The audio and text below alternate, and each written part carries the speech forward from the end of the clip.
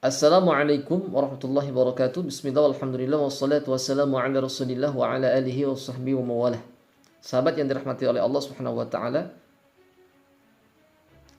alhamdulillah ada kabar gembira untuk kita semua, yaitu saya akan mengadakan program pelatihan untuk menjadi praktisi ruqyah syar'iyyah.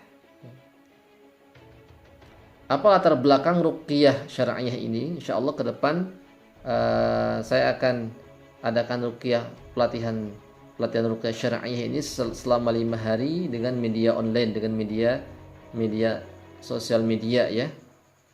Pertanyaannya, apakah bisa kita belajar melalui sosial media hanya dengan 5 hari?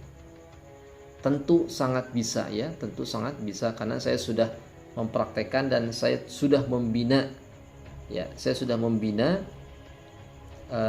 banyak sekali, dan ada beberapa daripada murid-murid yang saya bina itu yang sukses menjadi seorang praktisi ruqyah yang sampai tahap mahir, sampai banyak pasien-pasien yang memang mencari dia.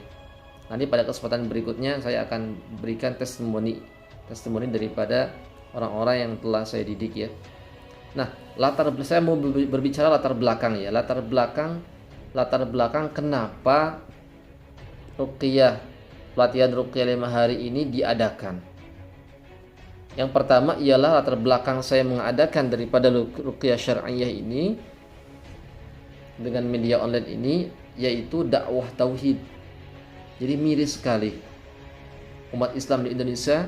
Kemudian umat Islam itu adalah umat yang terbesar di Indonesia, akan tetapi masih banyak kemusyrikan yang dijalankan oleh bangsa ini. Tauhidnya masih lemah, masih suka mengunjungi dukun, paranormal dan sebagainya. Bahkan kalau kita saksikan daripada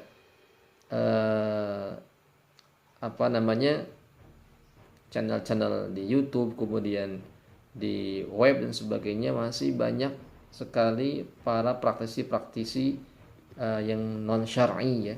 Oleh karenanya di sini ini yang menjadi motivasi saya untuk mengadakan satu wadah, satu pelatihan ya, untuk membina, untuk memperbanyak daripada para praktis ruqyah. Yang kedua ialah penyakit yang diderita masyarakat. Ini juga menjadi motivasi ya, karena banyak di antara lapisan masyarakat, di tengah-tengah masyarakat yang masih mempunyai penyakit-penyakit yang tidak bisa disembuhkan, tidak bisa disembuhkan secara medis, tapi bisa disembuhkan dengan secara ruqyah syar'i, seperti gangguan jin, kemudian penyakit yang disebabkan oleh sihir dan sebagainya. Ini mesti diruqyah, dan ini yang menjadi motivasi saya ketika saya buka ruqyah secara online, secara jarak jauh. Ternyata banyak masyarakat yang luar biasa, responnya sangat luar biasa besar ya, karena memang langkanya mereka mencari praktis ruqyah syar'i itu sangat langka. Sementara penyakit-penyakit yang diderita itu semakin banyak dan semakin memperparah, semakin parah. Oleh karenanya ini yang menjadi motivasi saya untuk membentuk atau ingin melahirkan para praktisi ruqyah supaya menjadi solusi di tengah-tengah masyarakat. Yang ketiga, keuntungan yang didapatkan. Apa sih keuntungan yang didapatkan bagi teman-teman ketika bergabung di pelatihan ruqyah online ini? Keuntungannya yang pertama ialah tentunya ilmu ruqyah yang saya praktekkan selama 8 tahun saya akan ajarkan ya.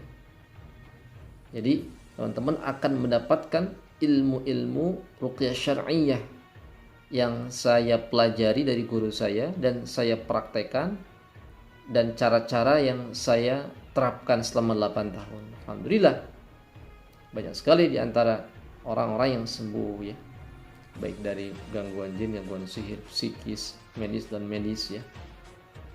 Baru ini tadi saya meruqyah ya, 17 Agustus tahun 2020 itu saya meruqyah orang yang dirawat di rumah sakit jiwa selama 7 hari dan tidak sembuh. dan dicek sarafnya normal. Ya pantasan nggak sembuh, kenapa? Yang bermasalah bukan jiwanya, tapi memang diganggu oleh jin. Di ruqyah beberapa tahap, dan tadi itu perkembangannya luar biasa.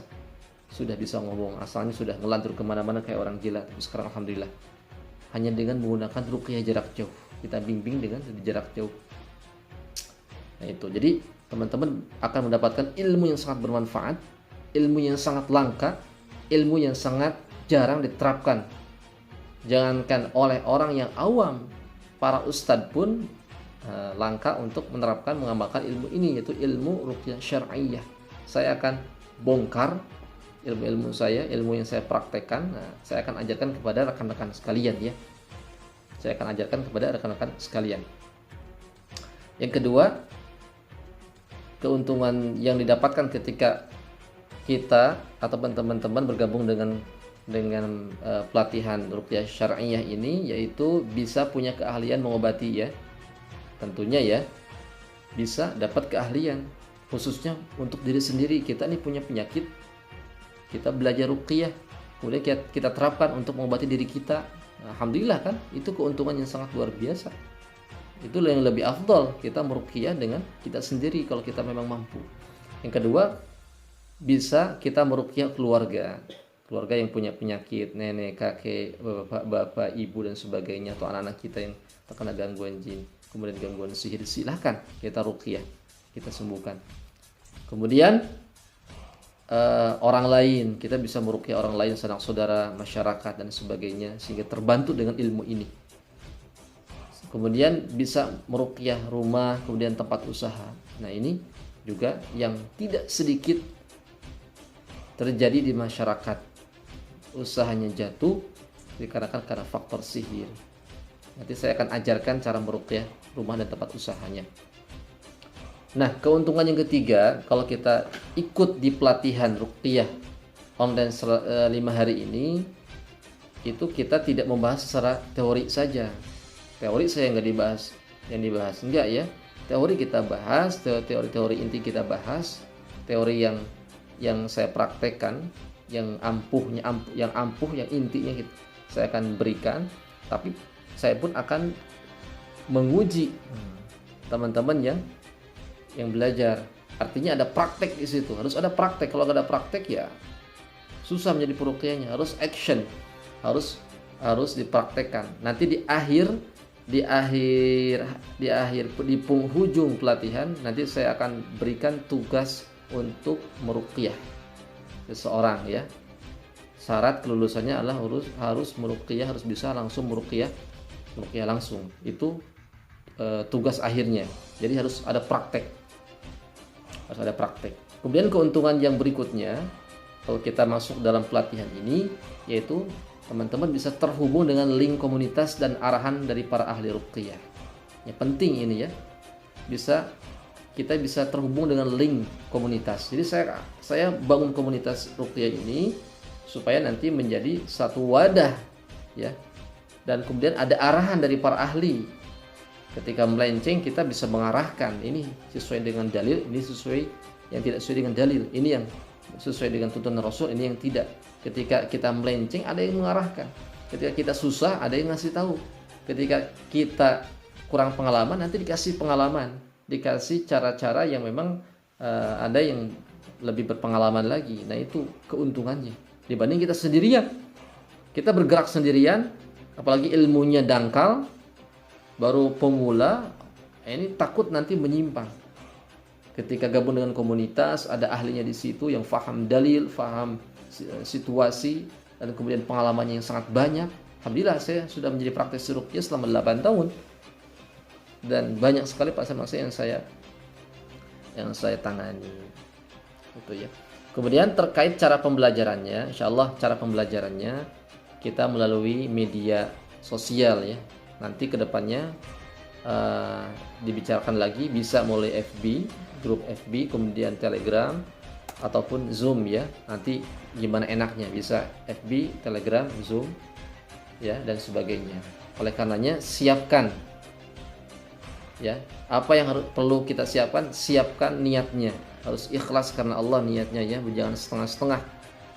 Jangan setengah-setengah baru aja masuk ke grup udah keluar lagi. Niatkan yang lurus, yaitu untuk dalam rangka berdakwah, untuk membantu orang tua kita, membantu masyarakat kita dari penyakit-penyakit yang disebabkan oleh gangguan jin ataupun sihir. Kemudian dalam rangka untuk supaya kita ini tidak bodoh ya, mengisi keseharian kita dengan ilmu.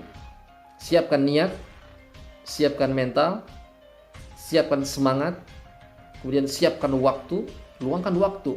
Kalau kita ingin bisa harus ada waktu yang harus kita luangkan. Kalau setengah-setengah nggak akan bisa ya. Tenaga, harus siapkan tenaga juga. Jangan sampai kita ini tenaga sisa baru kita belajar. Nanti nggak fokus. Kemudian finansial, siapkan finansialnya, kuotanya. Soalnya nanti akan ada live streaming ya, harus ada kuotanya. Kalau cuma nanti mendengarkan siaran ulangnya, kurang berkah, ilmunya nanti nggak nerap. Harus langsung. Makanya siapkan kuotanya. Kalau ingin belajar, ingin menjadi seorang praktisi yang ahli, harus mengorbankan waktu, tenaga, finansial untuk kuota ya. Kemudian yang terakhir sabar.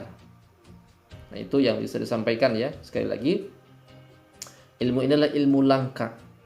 Ilmu yang jarang dipraktekkan dan ilmu yang memang diemban oleh para rasul dan para sahabat. Rasulullah seorang praktisi ruqyah. Kemudian para sahabat praktisi ruqyah. Al-Imam Ahmad bin Hanbal seorang praktisi ruqyah. Ibnu Qayyim Syekhul Islam Ibnu Taimiyah seorang peruqyah. Syekh Wahid Al-Salambali seorang peruqyah. Ya, banyak di antara para ulama menjadi dari praktisi peruqyah, dan kita ini juga sama. Kita membangun daripada komunitas dakwah dengan cara mengobati orang, dengan harapan masyarakat bisa sembuh dan juga tertolong tauhidnya. Sekali lagi ya, siapkan niatnya, semangatnya, waktu, tenaga, finansial, kuotanya, serta diakhiri dengan sabar. Sabar ketika belajar ya. Sekali lagi, silakan yang mau serius, yang nggak serius, mending dari sekarang keluar dari grup ya. Kita cari yang serius-serius, ingin belajar, ingin berdakwah, kemudian ingin benar-benar mengisi hari-harinya dengan ketakwaan kepada Allah SWT ya. Itu yang kita harapkan. Mudah-mudahan kedepannya kita bisa berkumpul secara langsung. Nanti saya akan agendakan setelah masa Covid ini, saya akan bina secara langsung. Bina secara langsung tatap muka, duduk satu majelis, saya akan bina secara langsung. Nah itu ya yang bisa disampaikan. Mohon maaf kurang lebihnya. Assalamualaikum warahmatullahi wabarakatuh.